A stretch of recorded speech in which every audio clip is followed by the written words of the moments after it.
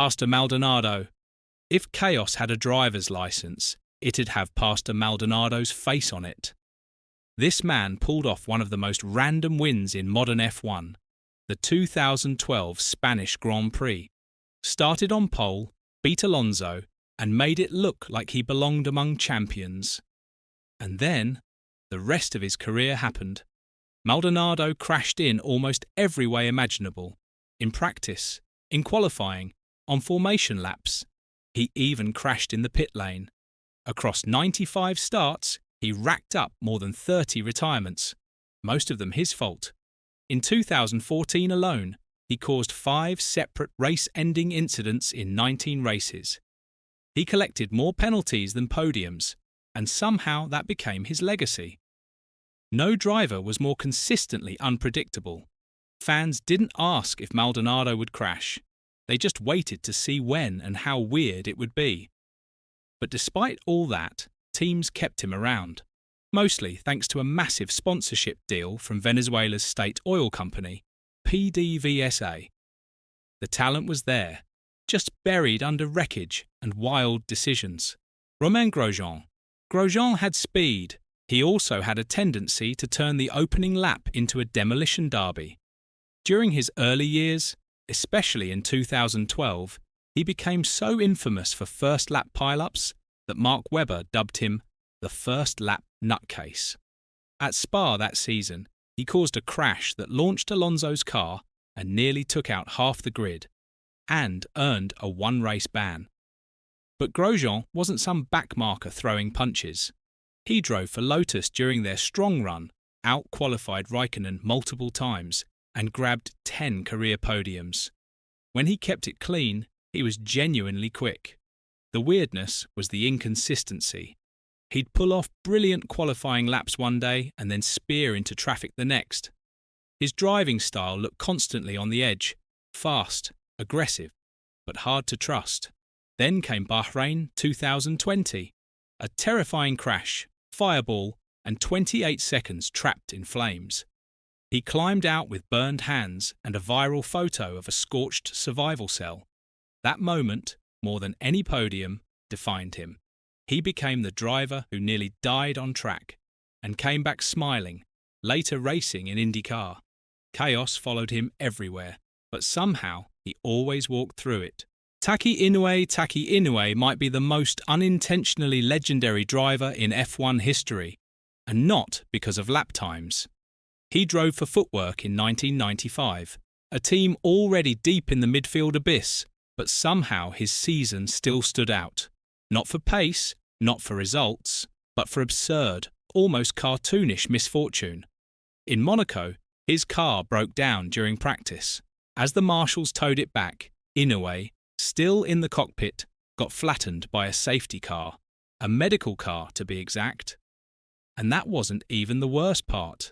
Later that season in Hungary, his engine blew mid-race. He grabbed a fire extinguisher and tried to help.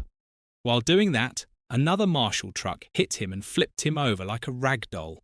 None of this was normal. Neither were his results. He qualified dead last in 11 out of 17 races and never scored a single point. His highest finish? 8th, in a race where half the grid retired.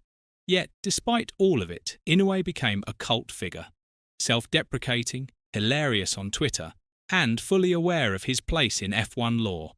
He wasn't quick, but somehow he became unforgettable. Not for the racing, for surviving F1's weirdest season.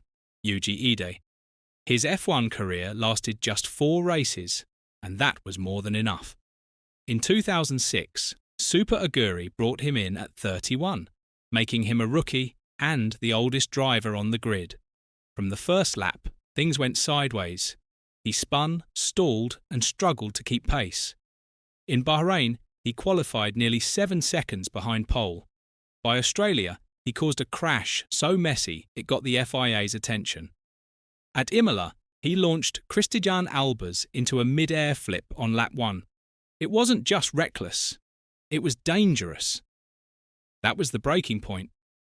After just 4 races, the FIA stepped in and revoked his super license. His brief stats? 0 points. 0 finishes higher than 13th, multiple spins, 1 car launched, countless marshals shaking their heads. Super Aguri demoted him to their test team, but the damage was done. He became the only F1 driver in history to lose his license during a season for performance reasons. Kimi Räikkönen. For Kimi, he didn't speak much, but when he did, it usually ended up on a t-shirt.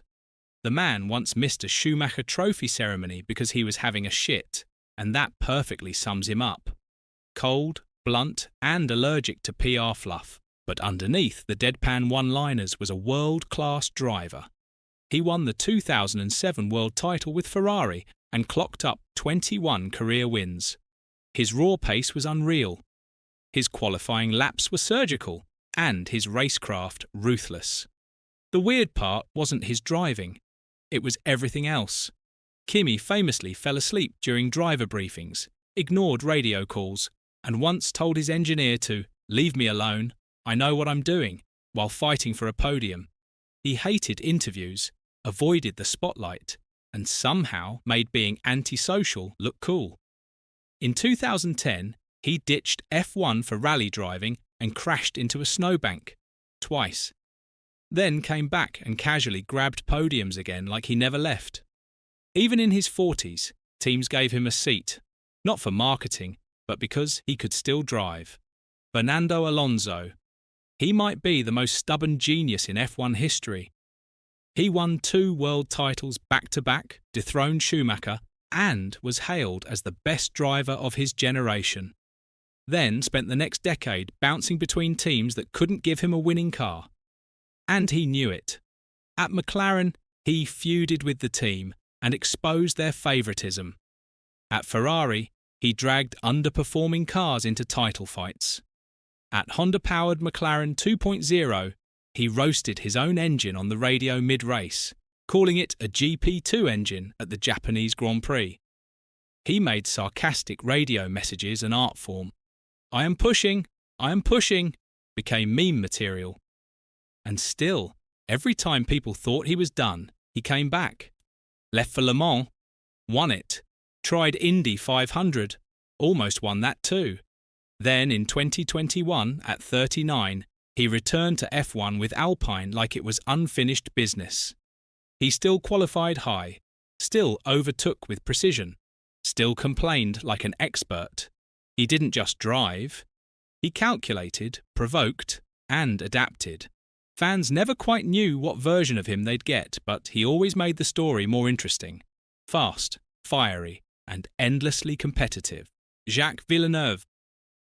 Now, Villeneuve came into F1 with a name that echoed through Canadian racing history. And, within 2 seasons, he had a world championship of his own. But what followed that 1997 title wasn't a steady legacy. It was a dive into weirdness that never really ended. He joined Bar in 1999, a brand new team with big talk and no results. He stayed loyal through breakdowns, DNFs, and 0 podiums, all while wearing race suits that looked more fashion experiment than fireproof gear. Jacques had talent, no doubt. But his choices? Confusing at best. He was one of the few drivers who gave blunt interviews, questioned everything from safety rules to tyre strategies, and later criticised just about every rising driver in the press. On track, his pace disappeared year by year. After 2003, he couldn't string together results. And yet, he kept trying. One-off drives with Renault, a stint at Sauber. Then he went into NASCAR, then ice racing, then Eurovision commentary. Slowly, he evolved into the sport's weird philosopher, one-time champion, full-time wildcard. He didn't chase relevance. He just did what he wanted and left everyone wondering what he'd do next. Luca Badoer. He spent most of his F1 career not racing. He was Ferrari's long-time test driver, a behind-the-scenes workhorse who clocked thousands of laps in practice sessions no one watched. From 1998 to 2009, he was the team's insurance policy. Always present, never needed. Then, in 2009, Felipe Massa got injured. Ferrari called Luca up, finally, After 10 years in the shadows, he had a race seat in a Ferrari. It should have been a feel-good comeback. It became a masterclass in awkward timing. At the European Grand Prix, he qualified last. In the race, he finished 17th, behind rookies, backups, and literally everyone else. The following weekend in Belgium? Same story, last on the grid, second to last at the flag. His pace was way off and even the team couldn't hide it. 2 races, 0 points, countless questions. Ferrari benched him and brought in Fisichella. Luca never raced in F1 again.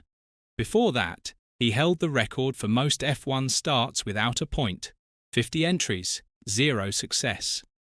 But inside the paddock, he was respected, quiet, loyal, consistent in the simulator.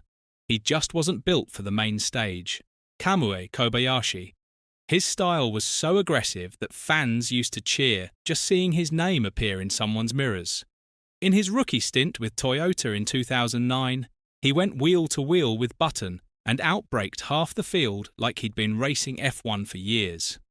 By 2010, he was full-time with Sauber. And that's when the madness really began. He'd dive bomb into corners from miles back and somehow still make it stick.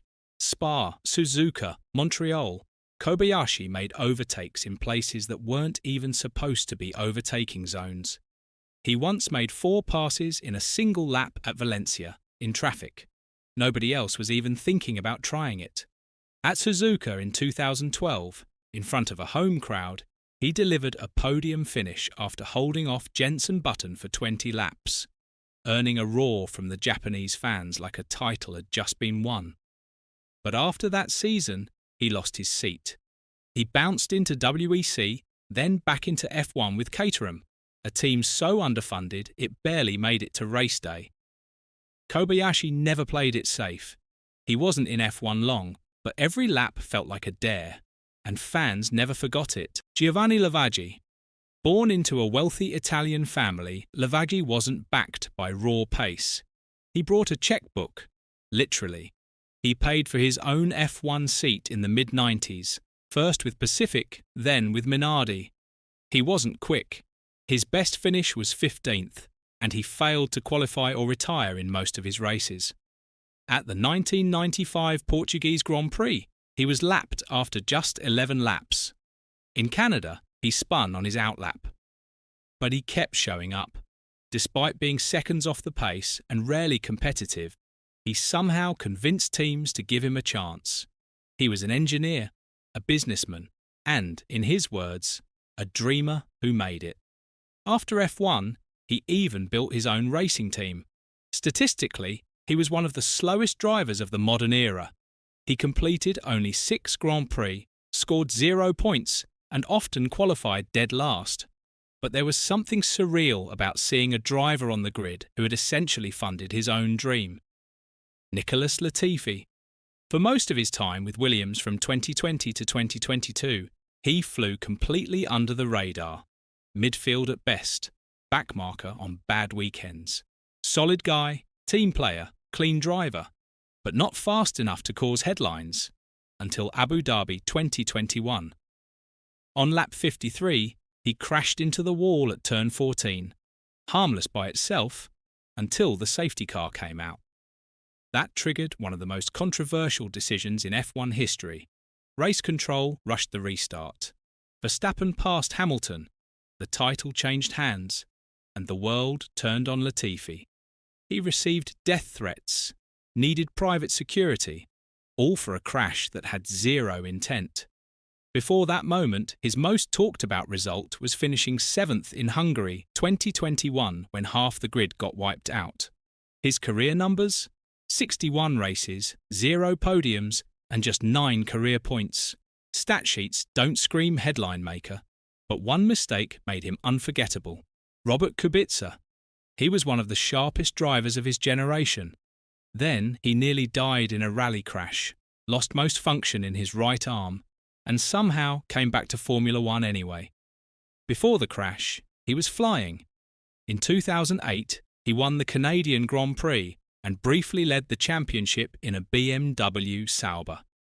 He was known for aggressive precision, late braking, and calm under pressure. Then, in 2011, while competing in a rally during the F1 off-season, he crashed through a guardrail at high speed. The metal barrier sliced into the car and nearly severed his arm. Multiple surgeries, nerve damage, and a long recovery followed. Everyone assumed his F1 career was over. But in 2019, 8 years after that crash, Kubica lined up on the grid for Williams, driving with limited mobility in one hand. He had to redesign his steering inputs and adapt every movement. His pace was off. He finished behind his rookie teammate George Russell in almost every race. Still, he scored the team's only point that year in Germany. He didn't return to win. He returned because no one else in F1 history had ever come back from something like that. And he proved it could be done. And that's it. Some of these drivers made history. Others made headlines for all the wrong reasons. But which one do you think was the weirdest of them all? Or did we miss a hidden gem of madness from F1's past? Drop your wildest pick below as you also leave a like, subscribe, and turn on the notification bell for more amazing videos like this one.